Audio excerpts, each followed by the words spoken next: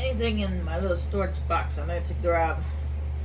Because we're getting close towards the end of the game, which means I can't leave the stuff in the storage box because it doesn't carry over to the Awakening. Why? I don't know. Oh, nope, I took everything. Awesome, fantastic.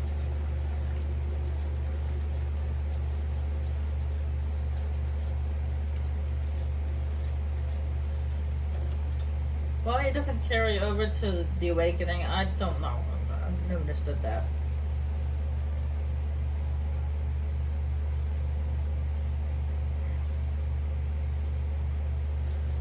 You want it to carry over to the Awakening, you have to have it in your box, in your inventory.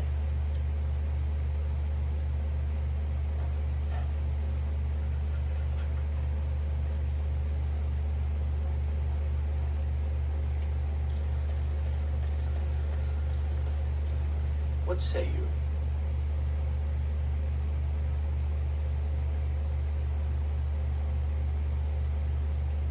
Not everyone, but a handsome man like yourself. Why not? I am sure you are a man who draws many stares from women and other men alike. Does this bother you?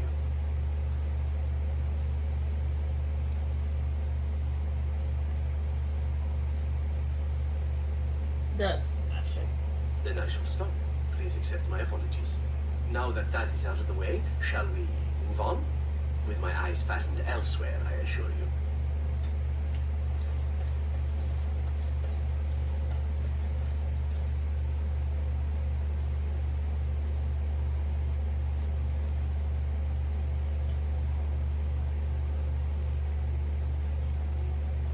And yes, I may have mentioned this before, but I don't remember, it's been a long time.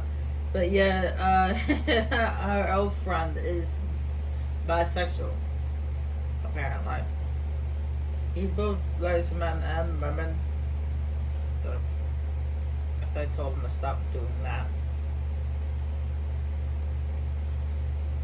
It's, like I said, I don't feel like romancing anybody for this game. I'm all good.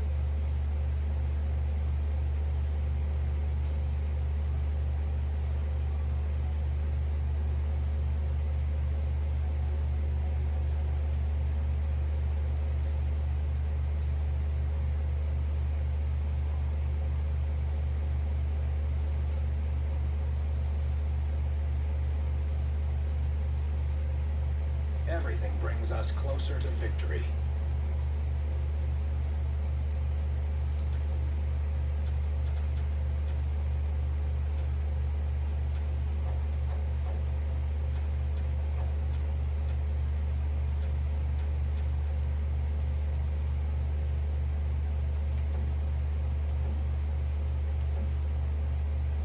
I can't remember who the silver medallion goes to. Is that for me? Really? Wow. Wow. This one right here, the silver demon head ring, the silver bracelet, that one, the gum bracelet, the golden ring, earrings, those can go to anybody. A fine gift. You have my thanks. I just remembered. We're going to her. I'm glad I gave that to the right person. I was going to give it to this lovely lady here, but I remember it did not belong to her. It belonged to the other lady.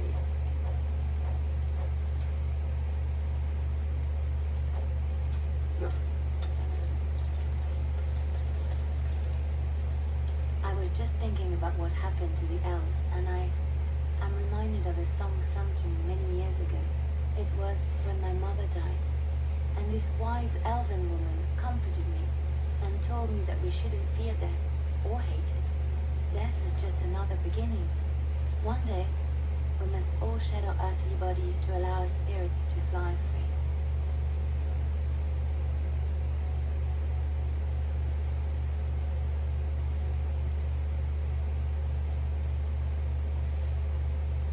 It's a beautiful sentiment, I think. one that brings peace and hope to the grieving.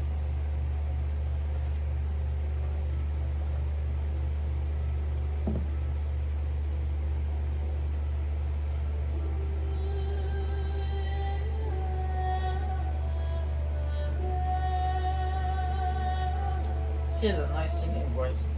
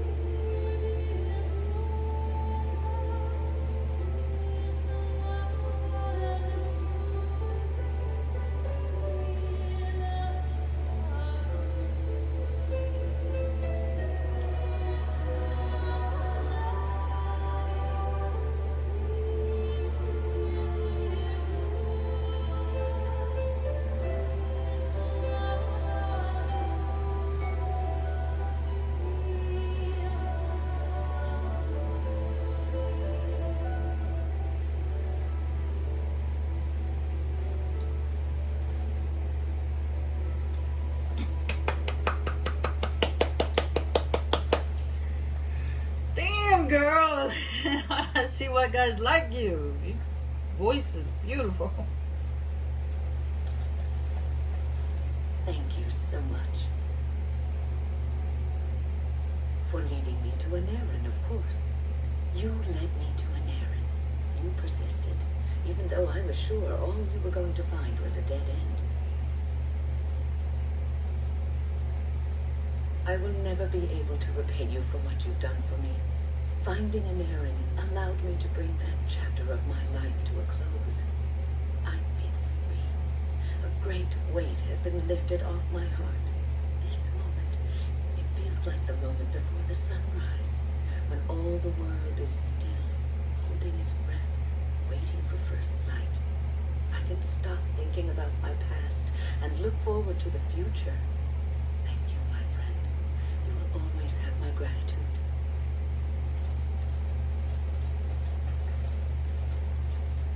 What say you? By all means. I know little enough of the Dalish other than the fact that my mother was one, or so I was told.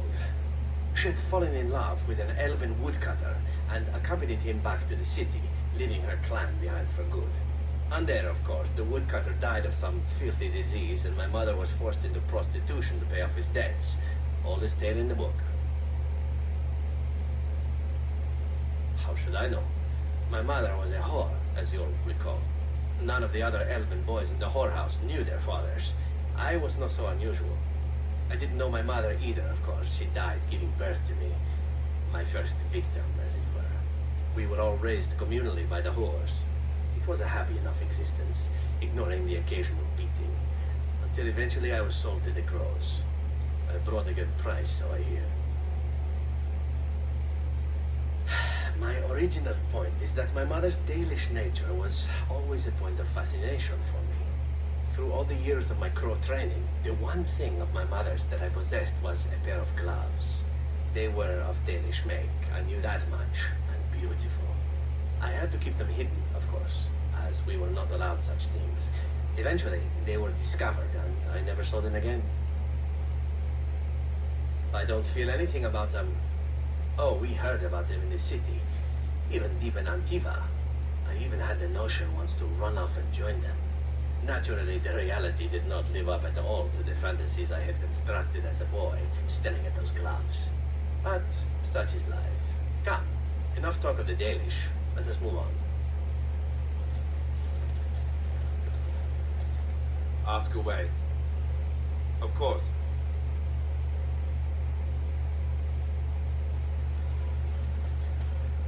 I have been mistaken.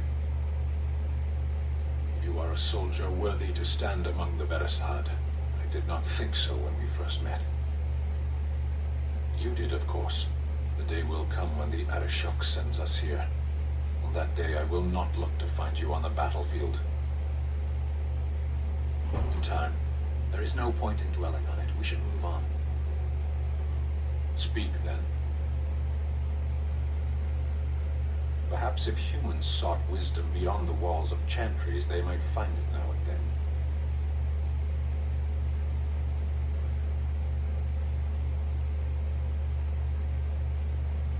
A pity that only your dead are enlightened.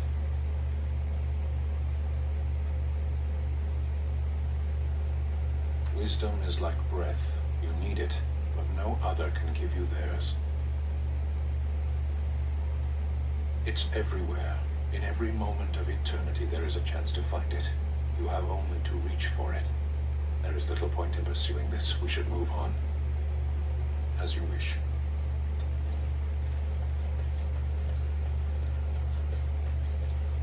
It speaks. It doesn't have better things to do. I did not think it needed to be said. It has never told me what gender it is, has it? Good for it. I am sure that to other creatures as soft and weak as itself, that would be perfectly obvious. The truth is that whatever gender I was is irrelevant now. I am a golem. I have no gender. It will not become an issue.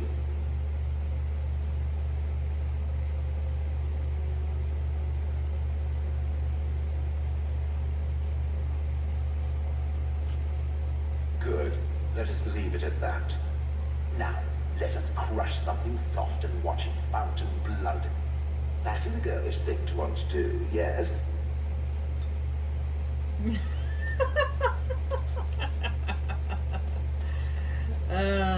just funny. Just leave me alone, Warden. Seriously. Upset? Ugh. I don't get upset. I get drunk. Did you want to talk about something? What about? Alright. Aye, alright then.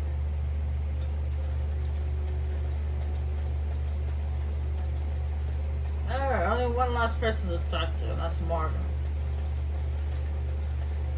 It is a curious thing. I do not know how else to describe it. What? Is something wrong? No, nothing is wrong. It is a little embarrassing to admit, in fact. I am reminded of our first meeting in the wilds. I had been in animal form for some time, watching your progress. I knew immediately that you were far more formidable than the other men you traveled with. I found you intriguing. Yet I resented it when Flemeth assigned me to travel with you. I assumed that, at best, you would drive me from your company as soon as we left the wilds. Why would I do that? I am aware that I have little talent for forming friendships, to put it lightly. It is something I know nothing of, nor ever thought I needed. Yet when I discovered Flemeth's plans, you did not abandon me. Whatever your reasons, you fought what must have been a terrible battle without hope of real reward. I did it because you're my friend. And that is what I do not understand. I have been with men physically, those who lusted after me and even professed love, but friendship with a man? I did not know it was even possible. Tell me, Could there ever be anything more between you and I? Have you ever considered it?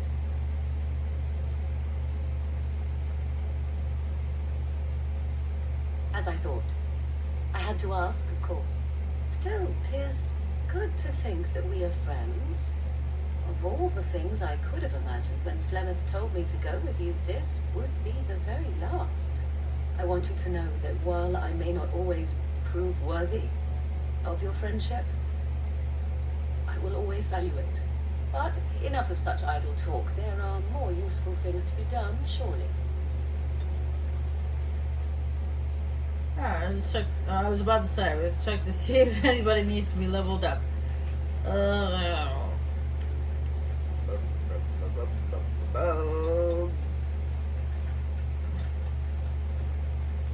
Oops, wrong button. Anybody else? Ciao.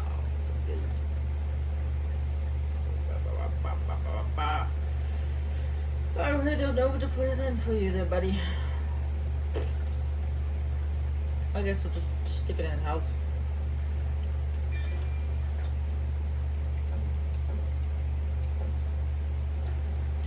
Azure. Second intensity. Stun. Health. His health tends to drop really quickly.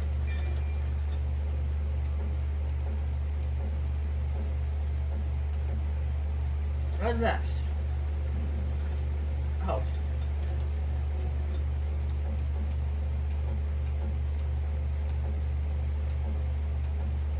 That is it. Okay, cool. Alright, that is it for one day. I'm gonna go to this gentleman over here and sell some crap, buy some crap, whatever. And that's it for today. Next time we come back, what do we have to do, left to do? There's a bunch of stuff in Denerim and a few things that got turned in.